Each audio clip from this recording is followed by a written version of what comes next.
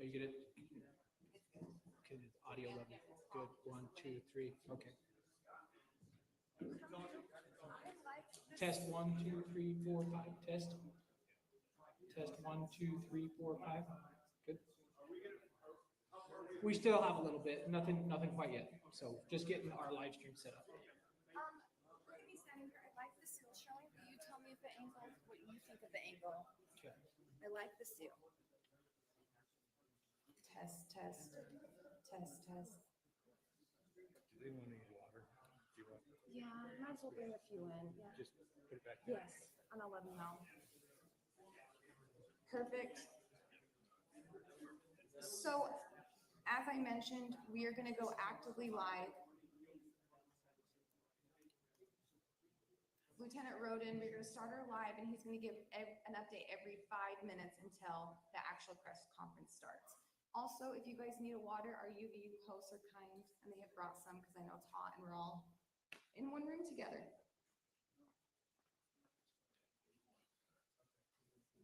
Any questions?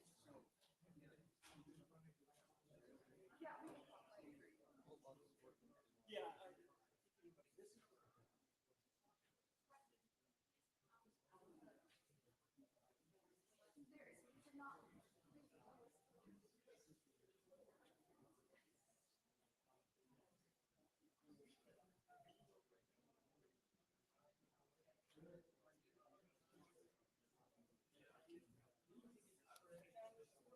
Mic check, mic check, mic check. Attention to mic check.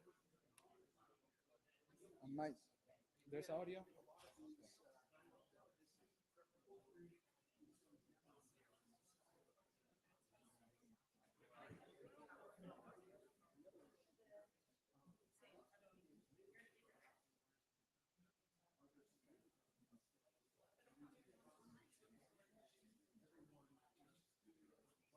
If anybody's having trouble with audio, there's a mult box up top now that is working. So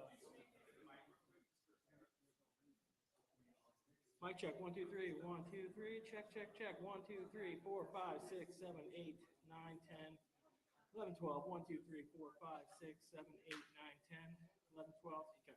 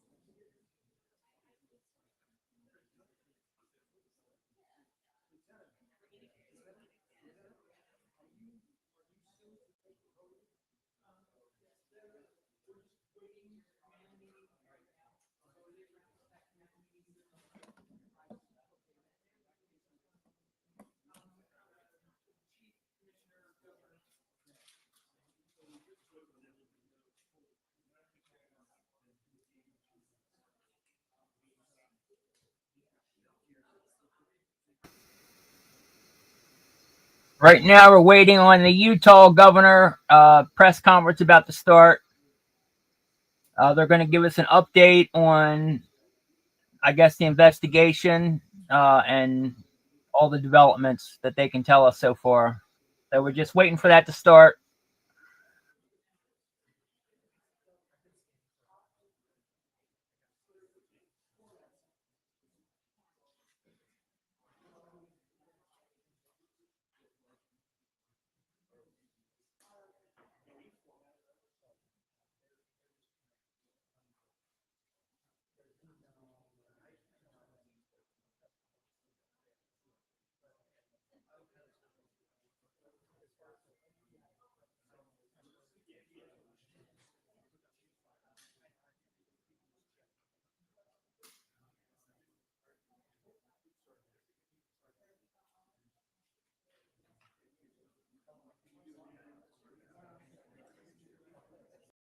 What purpose does the gentlelady from Colorado rise?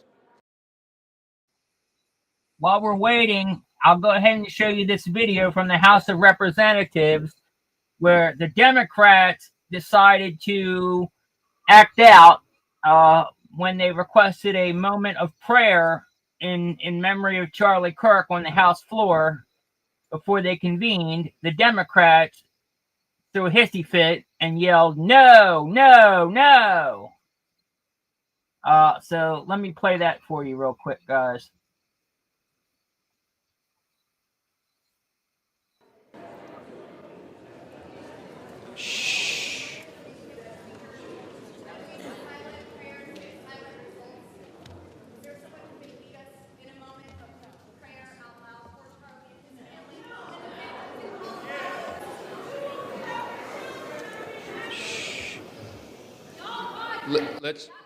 Let's wait a minute.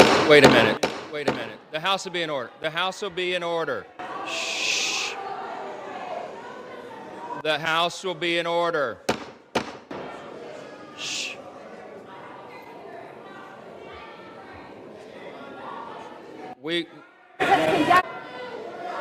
The House will be in order.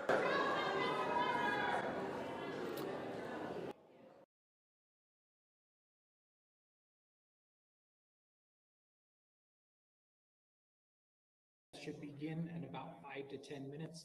We're just waiting for individuals involved in this to work their way over to our briefing location. Sorry, say that again, please.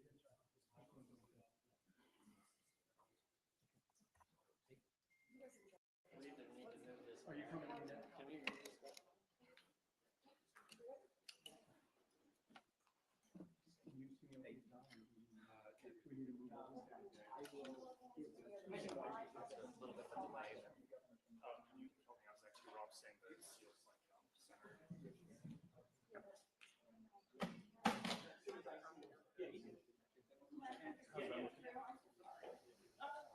Volume's all the way up, Jessica.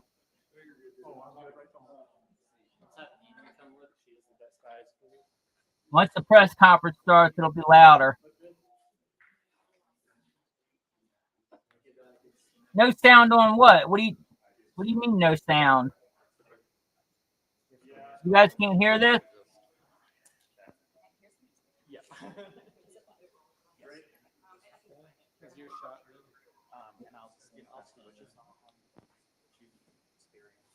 You guys can't hear anything you're saying?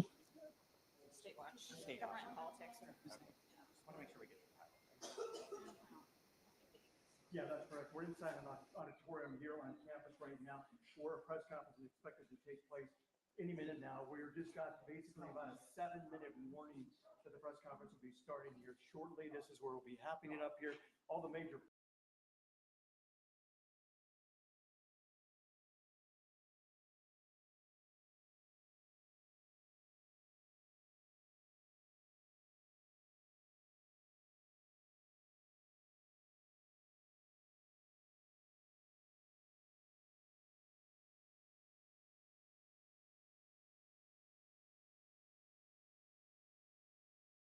going to be like. And so, again, I think the main questions we wanted to be able to try and answer right now is, do they have any idea where this shooter may be at this time, or if they have any What about now? Can you hear what's going on now?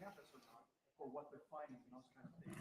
Also, as far as the security goes, I did talk to somebody from the UVU Public Affairs Department. They told me that Charlie had about 8 security officers. Let me know if you guys can hear it now. With him, and then they also had UVU security officers there.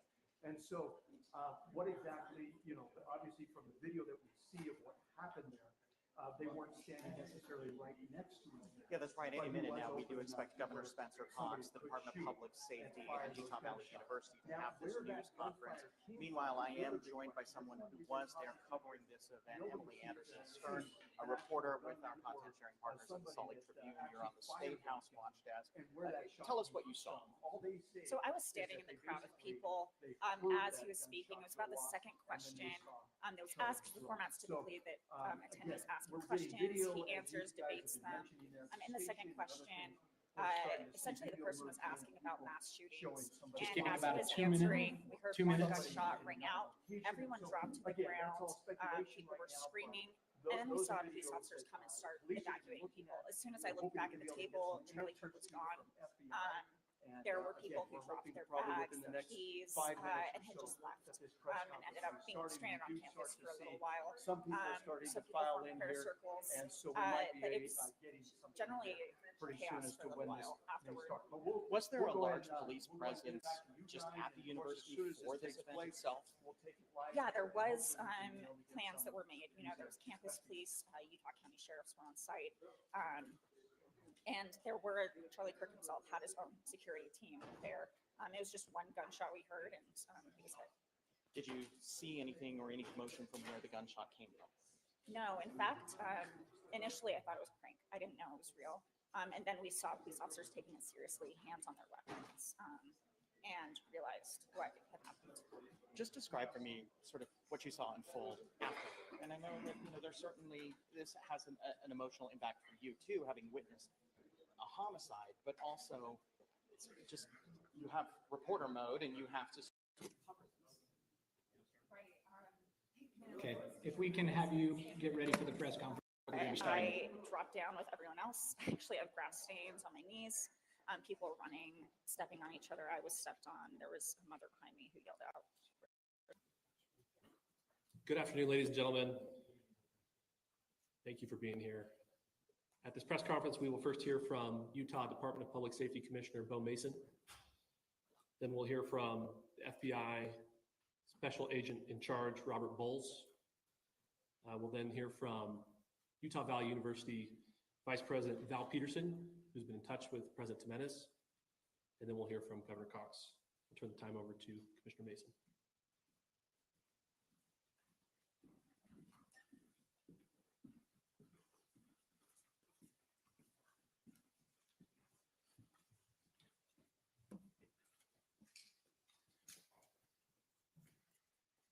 Hello, everyone. I'm Bo Mason, Commissioner for the Utah Department of Public Safety. Today at approximately 12:20 Mountain Standard Time, political influencer Charlie Kirk was shot at an event at the Utah Valley University. He was taken by private vehicle to Timpanogos Hospital, where he later passed. The Utah Department of Public Safety will be co-leading this criminal investigation to find this killer, along with the Federal Bureau of Investigation. We're working in unison with the County Sheriff's Office, the local police department, and the University Police Department, all of which have been very cooperative and fully engaged in this process. Shortly after the shooting, we did have a suspect in custody, George Zinn, but he was released from custody after we identified that he did not match the shooting suspect and was not an accurate person of interest. However, he has been booked into the county jail by Utah Valley University Police Department for obstruction of justice. We do still have an active investigation for the person of interest. This incident occurred with a large crowd around. There was one shot fired and one victim. While the suspect is at large, we believe this was a targeted attack towards one individual. This is a tragic moment in our state and in our country. As we heal, we encourage everyone who is struggling with news of the incident to call 988, our state mental health crisis line. In addition to that, our partners with the FBI will also be discussing other ways we can communicate through the public for tips and other information. Thank you. Good afternoon. On behalf of the FBI, we extend our sincerest condolences to the family and friends of Charlie Kirk. Our thoughts are also with the people who witnessed this traumatic event. We know that what you experienced was very difficult. Our thoughts are with you as well. As soon as we heard about the shooting, special agents and personnel from the Salt Lake Field Office responded immediately. We have full resources devoted to this investigation, including tactical, operational, investigative, and intelligence. To be clear, the FBI will fully support and co-lead this investigation alongside with our partners. We are working on setting up a digital media tip line, and as soon as it's established, we'll get that information out to everyone. I know there's a lot of questions. This is very much an active case, and this investigation is in its early stages. We are following all the leads and all the evidence. If anyone has any information, please report it to the FBI or local law enforcement. Thank you. On behalf of President Jimenez, who we've been communicating with, and she's on her way back right now, I say that on behalf of Utah Valley University, we are shocked and saddened by the tragic passing of Charlie Kirk. We express our sincere condolences to the Kirk family. We grieve with our students, faculty, and staff who bore witness to this unspeakable tragedy. He was invited by the student group Turning Point USA to speak on our campus. We firmly believe that UVU is a place to share ideas and to debate openly and respectfully. Any attempt to infringe on those rights has no place here.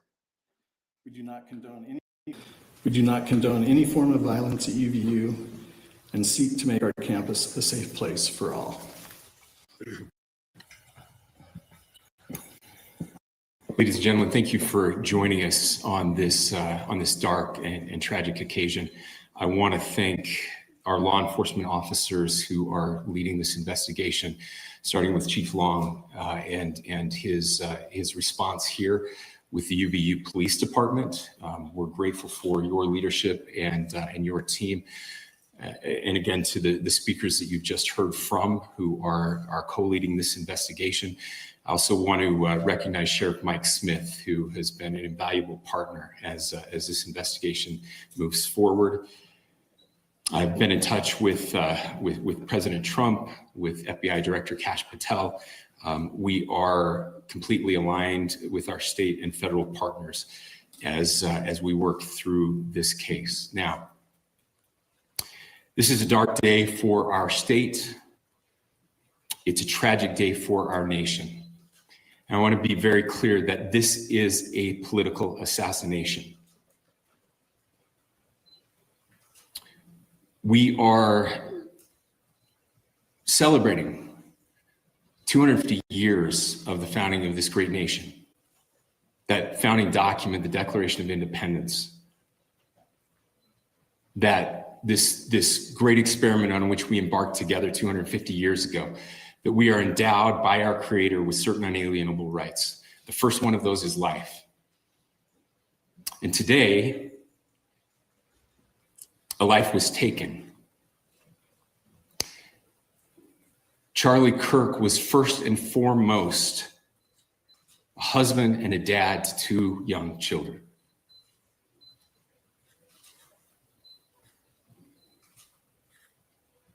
He was also very much politically involved, and that's why he was here on campus. Charlie believed in the power of free speech and debate to shape ideas and to persuade people. Historically, our university campuses in this nation and here in the state of Utah have been the place where truth and ideas are formulated and debated. And that's what he does.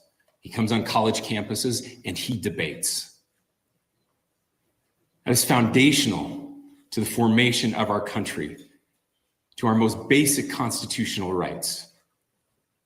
And when someone takes the life of a person because of their ideas or their ideals, then that very constitutional foundation is threatened. Now, we have a person of interest in custody. The investigation is ongoing. But I want to make it crystal clear right now, to whoever did this, we will find you. We will try you. And we will hold you accountable to the furthest extent of the law. And I just want to remind people that we still have the death penalty here in the state of Utah.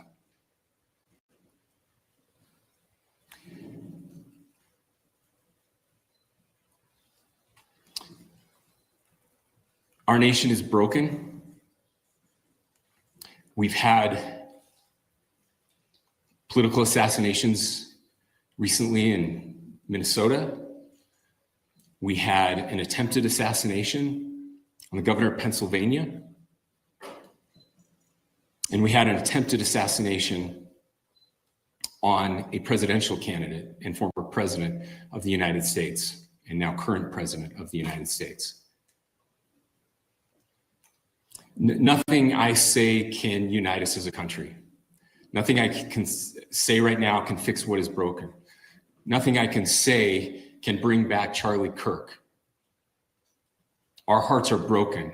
We mourn with his wife, his children, his family, his friends. We mourn as a nation.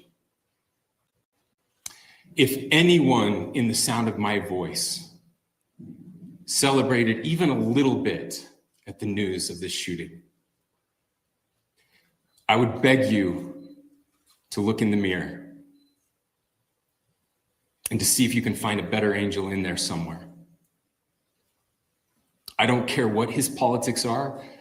I care that he was an American. We desperately need our country.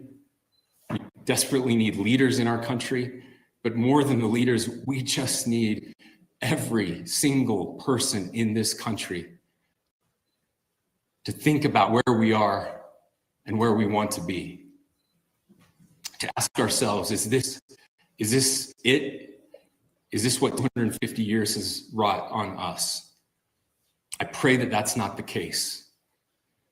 I pray that those who hated what Charlie Kirk stood for will put down their social media and their pens and pray for his family, and that all of us will try to find a way to stop hating our fellow Americans. With that, we're happy to take a few questions. The FBI director is posting that a suspect is in custody. I would just like clarification. Do you or do you not have a suspected shooter in custody? We have a person of interest in custody that is being interviewed right now. We do. That is not George Zinn. That is not George Zinn. That is correct. Are you still searching or looking for another shooter or anybody else related to this? Yes, we are actively looking for anyone and everyone who has any possible information relating to the shooting. Can you tell us details about the suspect being taken into custody? Where, how long ago? We cannot at this point, but we will get you that information when we can. Is there believed to be a second individual involved in the shooting? At this point, there is no information that would lead us to believe that there is a second person involved. Can you guys talk about the possible shooter?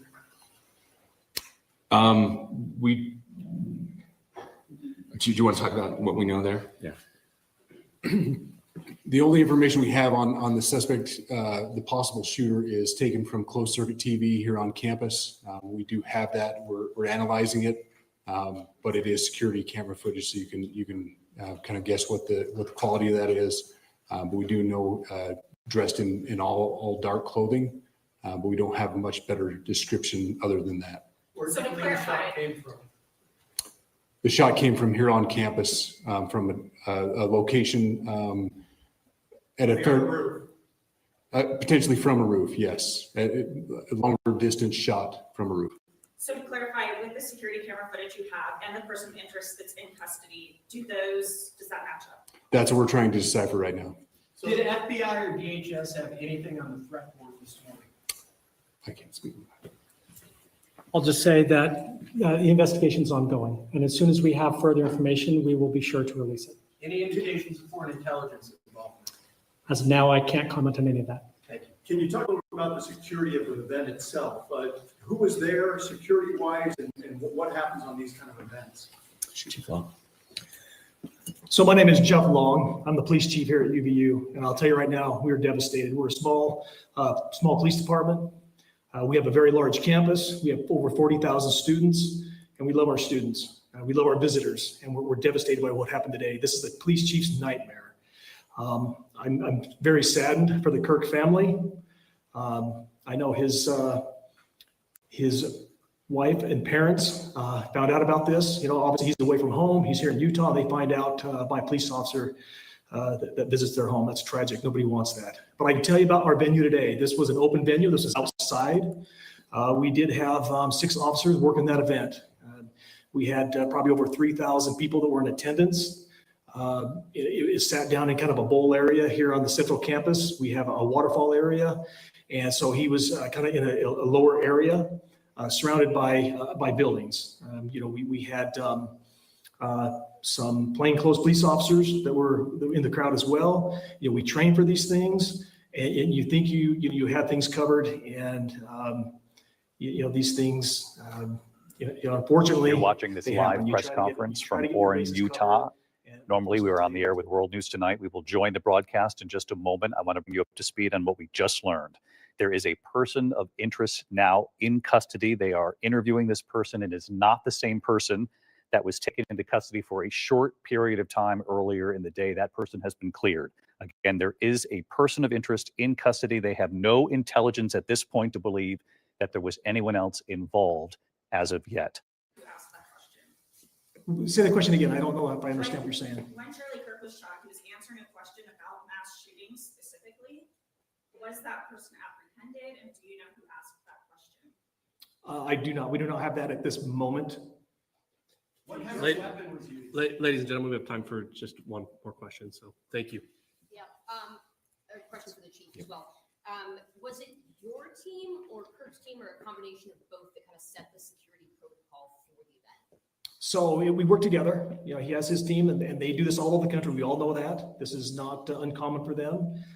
They're very comfortable on campuses, and I was coordinating with his lead security guy, and so yeah, we were working together. Was this a sharpshooter type shot? Ladies and gentlemen, those are all the questions that will be answered today. Again, thank you for covering this. We will be updating you as soon as we have additional information through normal channels, working with law enforcement. Again, our deepest condolences to the Kirk family and to the students who were there today. I would just ask everyone everywhere to please pray for their family and to pray for our country. We need it now more than ever. Thank you.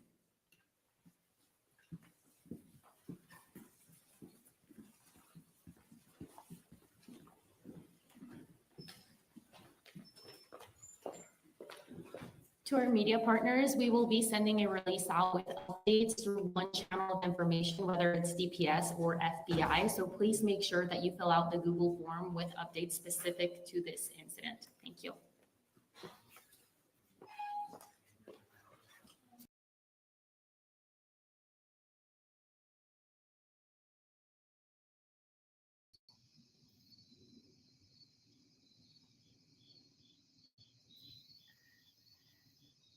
Well, that was the press conference. Why am I not showing on here?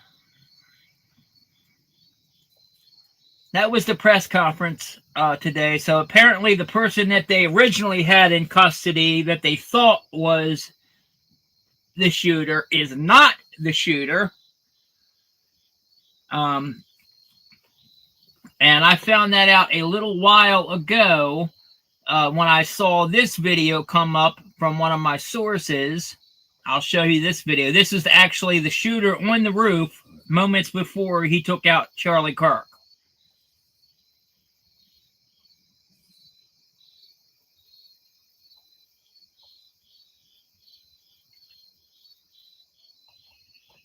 What's going on here? Why is it not loading?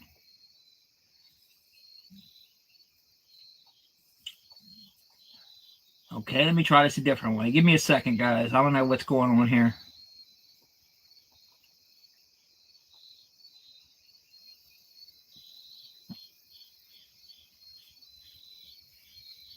Yeah. You think he'd already be in place? You would think that. So there's somebody on the roof right there? Just saying. He just ran from over, where's my finger? Well, from over there, ran in, and now he's right there. Just saying, just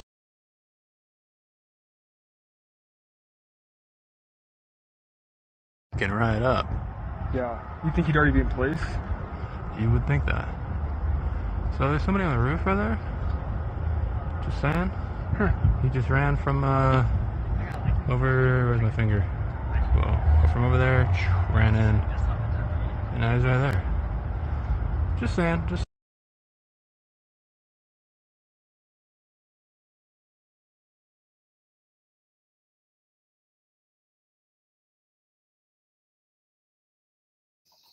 All right, so that was, I guess, a video of the suspected shooter on the roof of the Luce Center at the college there.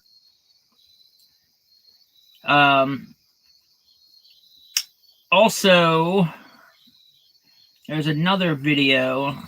I'm gonna have to show you a different way here because it doesn't seem like it's loading right.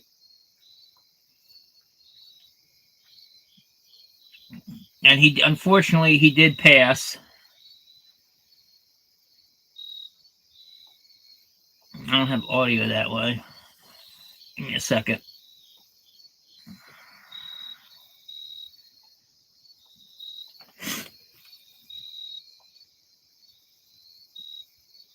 Reporting on Just the News that he's passed. Yes, is this what I'm hearing? Yes, can I get it here? I mean, Yes. Wow, right here, Rav, at this moment, guys. Let's go around the horn, Gino. You were continue on the horrendous news that Charlie Kirk has passed. Well, my prayers are for Erica, for her children, for his family. This is beyond devastating, Eric. I've known Charlie, as I said, since he was a child, running around, coming to conservative events.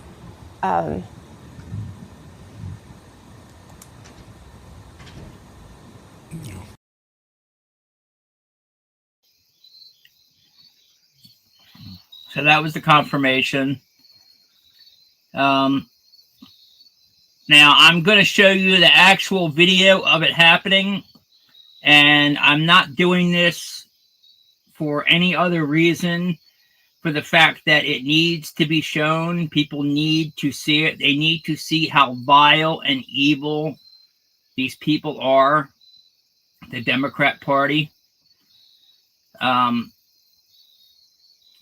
I'm giving you a warning now that this is very horrible footage to watch. So if you have young children, make sure they're not watching it. And if you're eating or anything, don't watch it.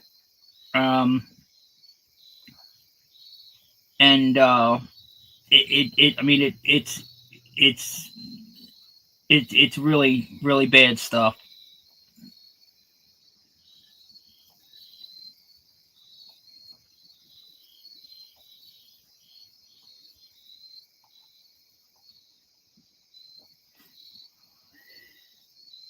Violence. Great.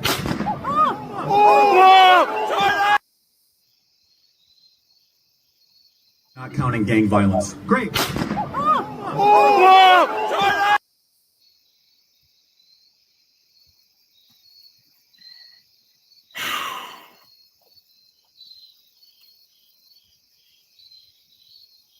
Well, that was terrible to watch. Absolutely terrible to watch. Obviously, they hit him right in his carotid artery because you could see the blood just squirting out of his neck. When I saw that video, I pretty much knew right away that the chances of him making it were going to be very slim, because unless you're right at a hospital when something like that happens, the amount of blood that you lose that quick. I'm a former EMT personally, so I know a little bit about this. But when you have an injury like that, the amount of blood that you lose, you only have seconds. It's literally, literally. So I knew things didn't look good, and it's very sad. I did not know Charlie personally. I I was on a group call with him one time because I was a door knocker in Pennsylvania. I stumped for Trump back in 2016, and I stumped for him again in Philly in 2020 and in 2024. So I did have the privilege of being on a group call with him, but I did not know him personally. But I will say that he was one of my heroes that I looked up to. I am also autistic like he was. And the fact that he was doing everything that I wanted to do in my career, and he was outspoken about it, about his values and unwavering in them. And that's kind of how I am.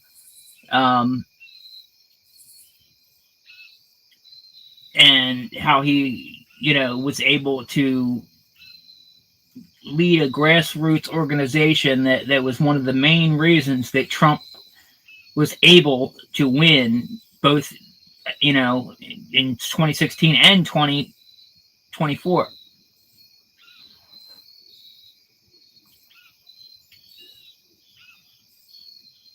I'm devastated by this, and I feel so bad, especially for his wife and his children.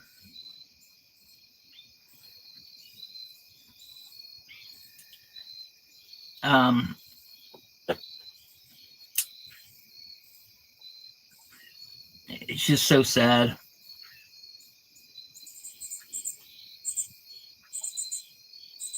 Charlie took it to the house. He went straight to the heart of our problems. Exactly. That's one of the reasons why I respected him so much. He was not afraid to get down and dirty with them and debate, which is what we all need to do. We've lost that ability in this country to have conversation with each other, to be personable, to amicably disagree with each other. It automatically goes to either fighting or death threats or ad hominem attacks. You can't have a debate on the issues anymore with anybody on the other side. Things have gotten so political. It's just, and that's one of the things that he was trying to fix. And that's one of the things that I try to do, and we all do.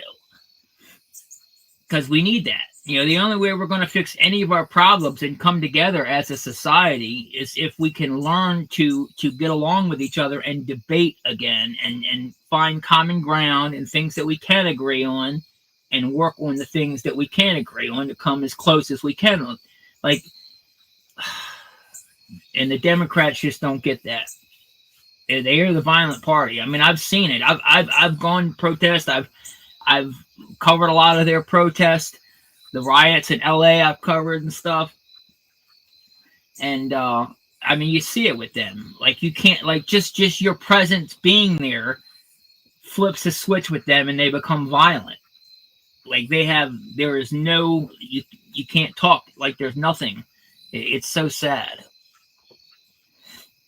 His smile, genuine, yeah, absolutely. He had a great smile, wonderful smile. Always happy, always, great personality, always in good spirits. He was a true one of a kind person.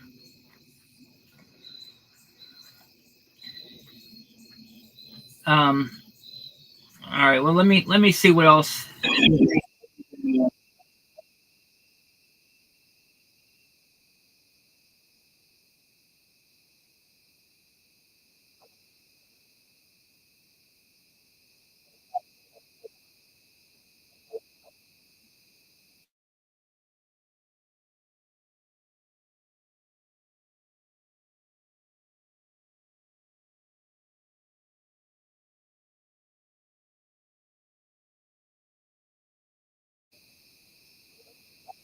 I agree. I totally agree.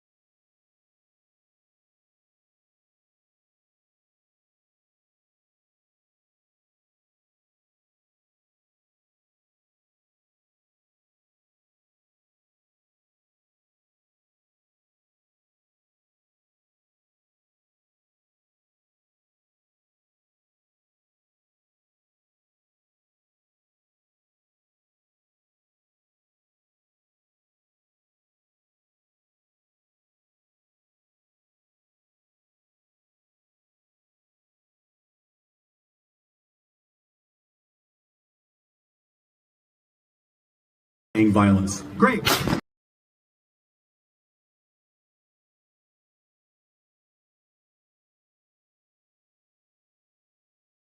Mark Meredith looks back at the life of Charlie Kirk. Good evening, Mark. Right. Good evening to you. Charlie Kirk's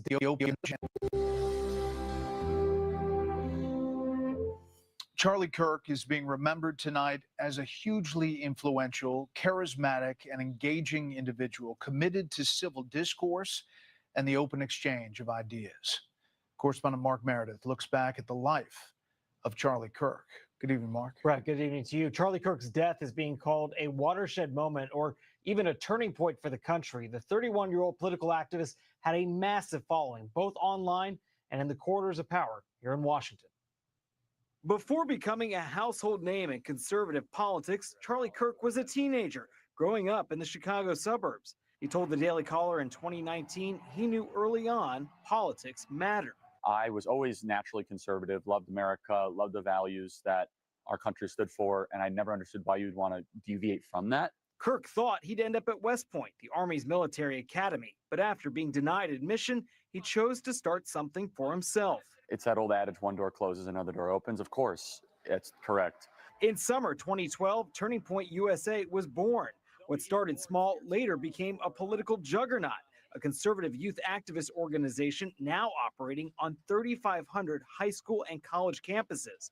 Kirk explained what drove him in his first Fox appearance 13 years ago. A lot of kids are feeling the effects of what we like to call, with the Washington economy, with a lot of debt, plummeting small business, with higher regulation and high taxes. As the Tea Party movement evolved, Turning Point USA grew. So did its influence.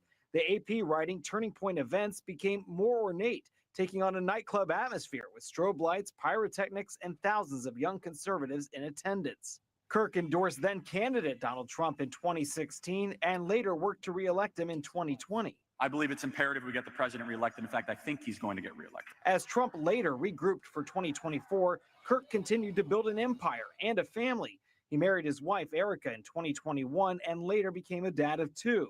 Trump himself thanked Kirk for staying loyal amid a year of chaos. And I want to express my tremendous gratitude to Charlie Kirk. He's really an amazing guy. With Trump now back in power, Kirk remained active, speaking out constantly about the conservative movement. There's a revival happening in this country right now. Tonight, tributes continue to pour in for a man many believe helped change the course of U.S. political history. And those tributes continue to pour in from all over the world. Late today, we heard from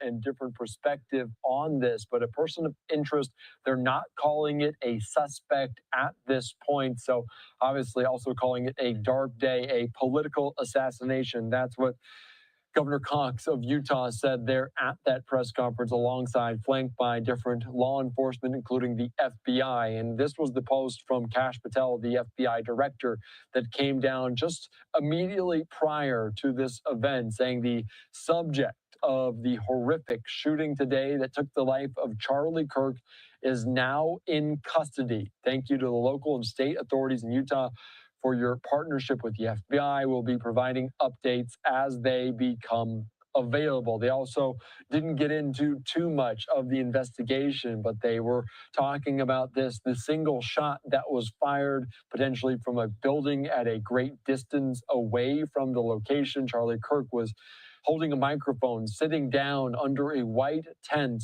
answering a question coincidentally about shooting, about political violence and active shooters recently. So, of course, all of this going on. So we'll see what comes of it next, as they're also talking about the full extent of the law, bringing justice for this political assassination there in Orem, Utah. All right, I'm Andy Mack here on Live Now from Fox. Also, just this, a live picture outside of the White House. President Trump ordering that the flags around the United States on federal properties, communities at half-staff to honor the life, as President Trump called him, an American patriot, a great patriot. So certainly, obviously, a dark day. We're hearing from different lawmakers about this on both sides of the aisle, condemning this act of political violence. This, a post from Cami Mondo with Deseret News saying maybe a clarification, saying they do have a person of interest in custody.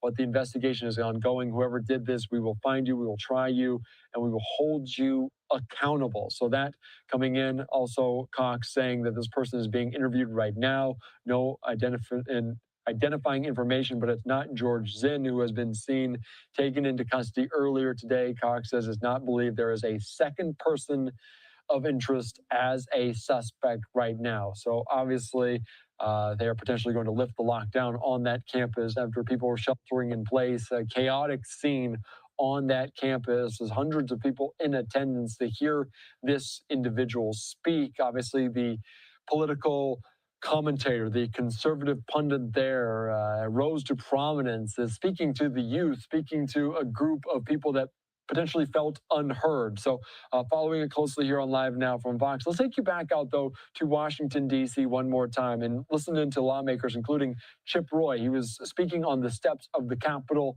about this tragic incident. The killing of Charlie Kirk, I mean, it was obviously shocking, the way that happened. As I said earlier, the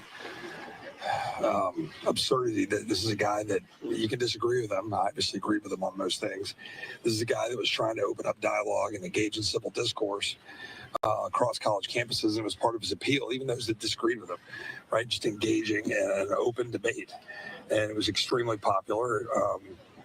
And, you know, this is going to be one of those things that, you know, changes some things. I haven't quite yet figured out how or what, but, you know, it's, you know, this one hits. You know, I'm just thinking about most recent conversations with Charlie about different issues, different things. And my son, I was texting with him, and he was a big fan. And he was asking about it, and I told him, I said, stay off. He's not on social media, he can't ask it, but if somebody sends him a video or something, I said, just don't click on all that stuff. And, you know, he asked what his status was. I told him he had passed away, and he goes, "Oh man, is that public news?" I said, "It's official. He's gone, and I'm sorry."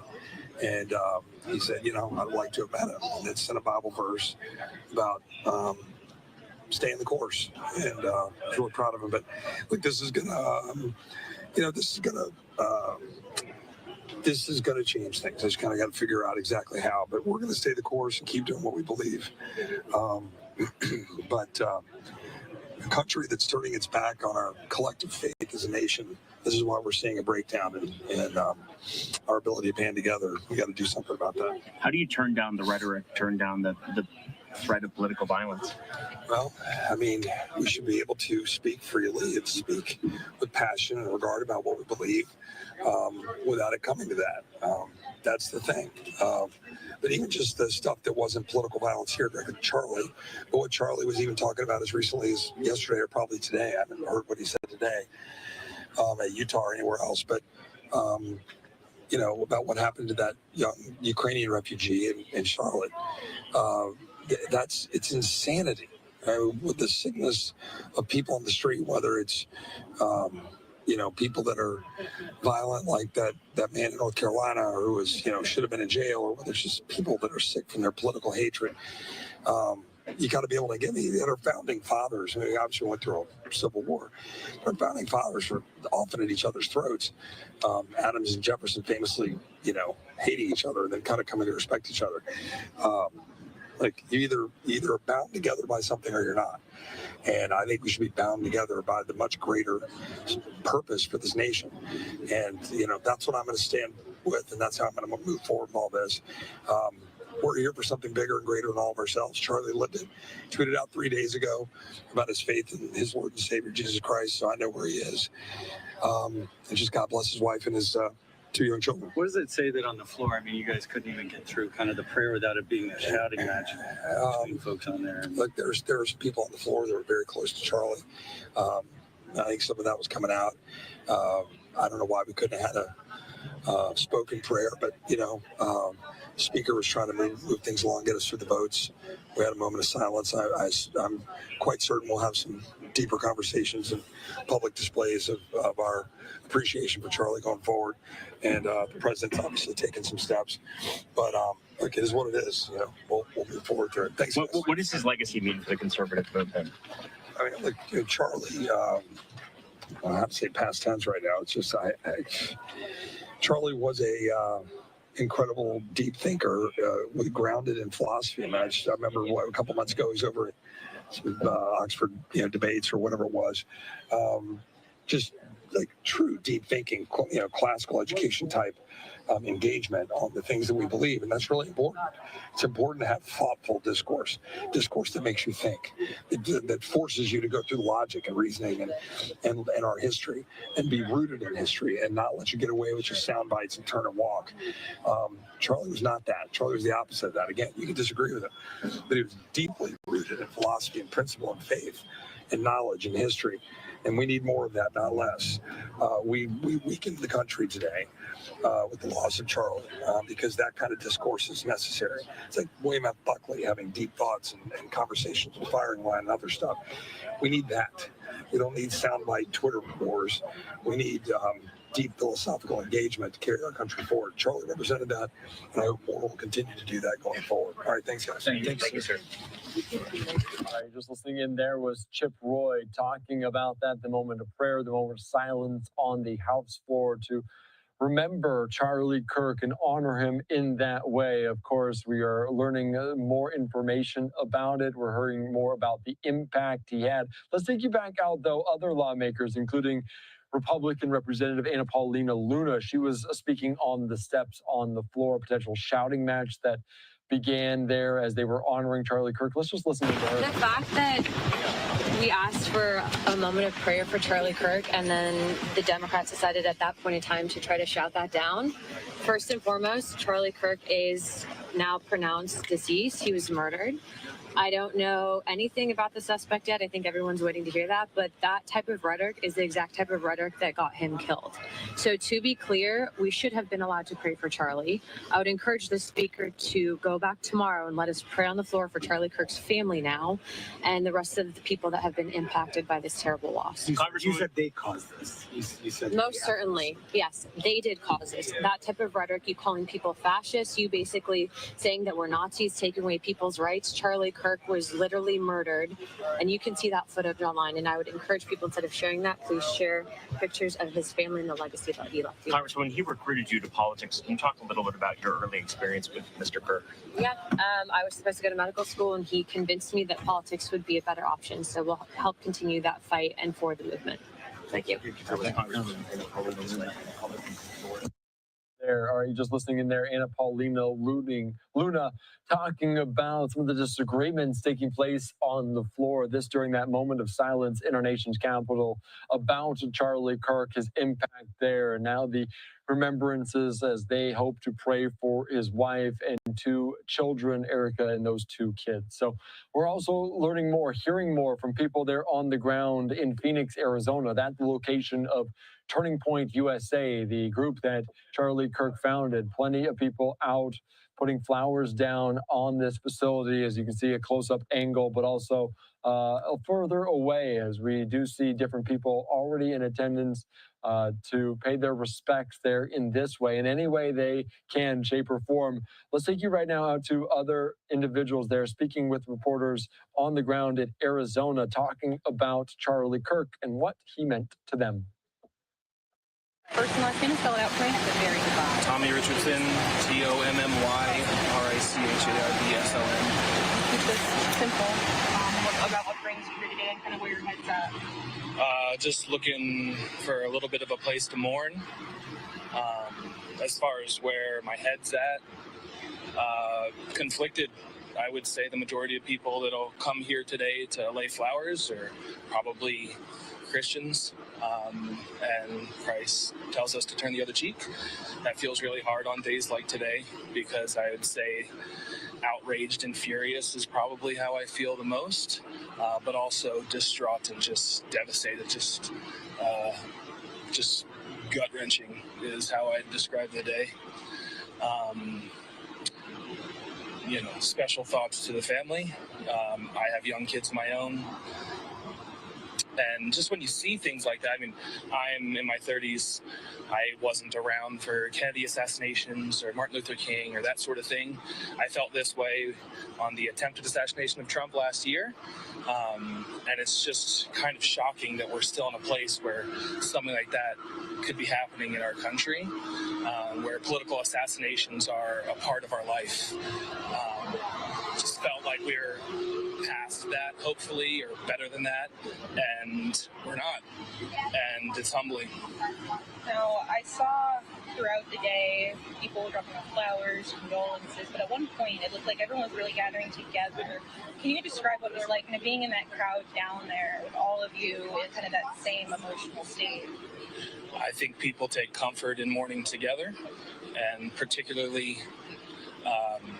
that was just a moment of prayer, where we're all, I'm sure, believers that Jesus Christ is our Lord and Savior, and that He's watching over this. And while this is hard to understand, He's the ultimate one in control. So especially asking for blessings upon our country and His family. And it does feel unifying to be mourning with others that are feeling the same thing. Now, especially being able to come here, which is the headquarters of Turning Point USA. Charlie Kirk has very strong ties to Arizona. Do you feel that connection now? I fully expected Charlie to be the governor of Arizona within the next decade, and probably a leader in the Republican Party, and potentially even a president of the United States one day. So to see that life cut short at 31 is devastating, and certainly it felt like he was one of ours. So it's extra horrible.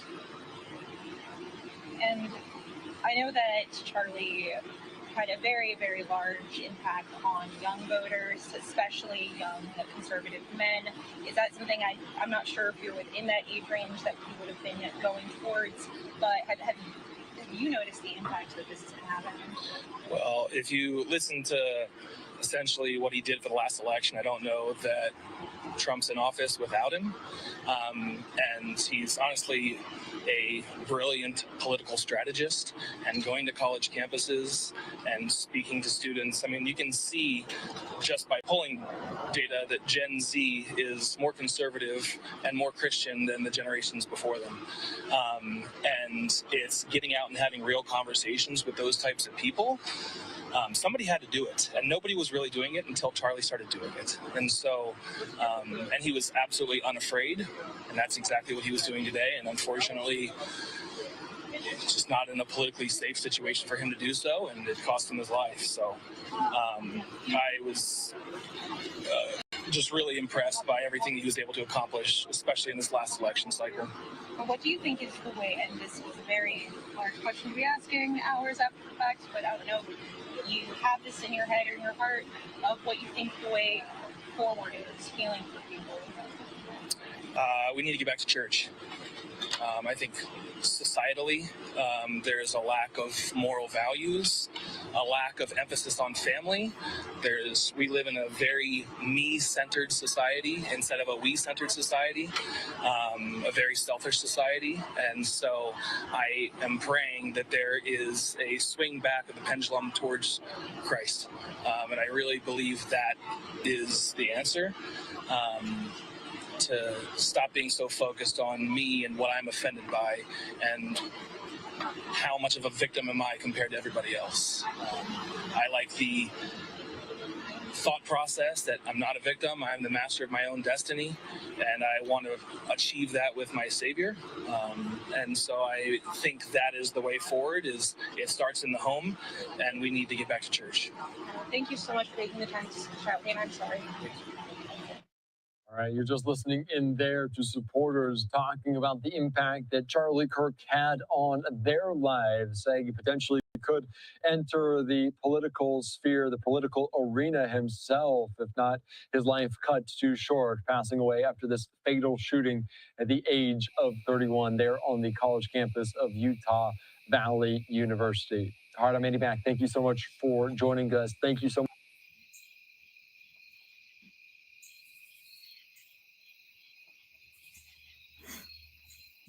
All right, guys. And I'm going to leave it there with that. I think that's a good place to stop.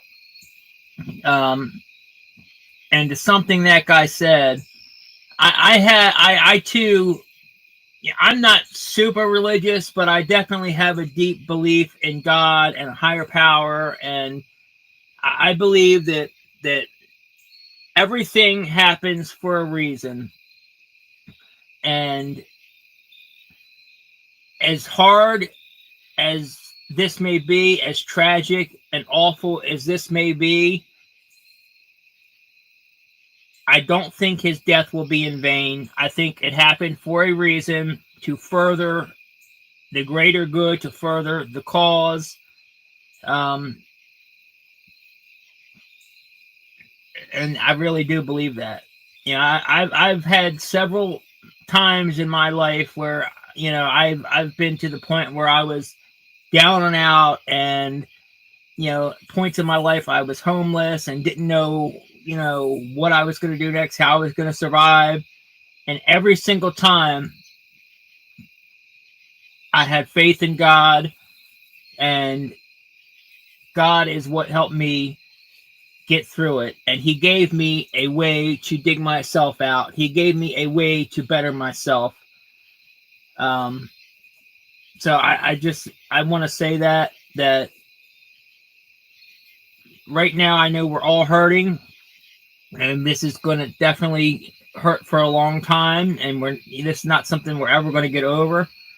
But everything happens for a reason, and we have to keep a strong faith, and we have to believe in that, and believe that God has a purpose. God has a reason for this. So thank you guys all for joining, and that's it for today. I'm done. I've had a long day. It's been really hard. I've been stressed out over this, and then watching the Democrats just lose their mind and act like assholes. So I'm going to get offline for a while, but I love you all. I appreciate you all, and thanks for watching.